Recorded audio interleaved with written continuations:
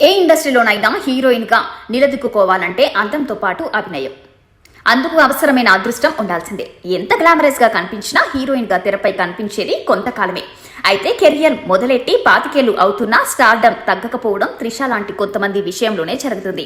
త్రిష తెలుగు, తమిళ భాషల్లో ఏకకాలంలో స్టార్డమ్ తెచ్చుకుంది. అక్కడ ఇక్కడ కూడా స్టార్ హీరోలతో కలిసి తెరపై సందడి చేసింది. భారీ విజయాలను తన ఖాతాలో వేసుకుంది. ఆ తర్వాత అవకాశాలు తగ్గడంతో తమిళంలో ఆమె నాయిక ప్రధానమైన పాత్రలను చేస్తూ వెళ్లడం మొదలుపెట్టింది. 96, రాంగి, ది రోడ్ వంటి సినిమాలు అలా వచ్చినవే. లేడీ ఓరియంటెడ్ కథలను చేతిలో పట్టుకున్న మేకర్స్ కి ఆమె నయనతార తరువాత చాయిస్ గా మారింది. అలాంటి త్రిషకి పొన్నియిన్ సెల్వెన్ సినిమాలో ఛాన్స్ వచ్చింది. అటు ఆ సినిమాలోనూ ఆ సినిమా వేడుకల్లోనూ త్రిష గ్లామర్ చూసి షాక్ కానివారంటూ లేరు. అప్పటి నుంచి అంతా ఆమె గ్లామర్ గురించి మాట్లాడుకోవడం మొదలుపెట్టారు. వివిధ భాషల్లోని సీనియర్ స్టార్ సినిమాల నుంచి ఆమెను సంప్రదించడం మొదలైంది. ప్రస్తుతం ఆమె తమిళ, మలయాళ సినిమాలతో బిజీగా ఉంది. ఈ నేపథ్యంలోనే చిరంజీవి, బాలకృష్ణ సినిమాల వైపు నుంచి త్రిషతో సంప్రదింపులు జరుగుతున్నట్టుగా వార్తలు వచ్చాయి. నిన్ననే ఆమె విశ్వంభర సినిమా షూటింగ్ లో జాయిన్ అయింది.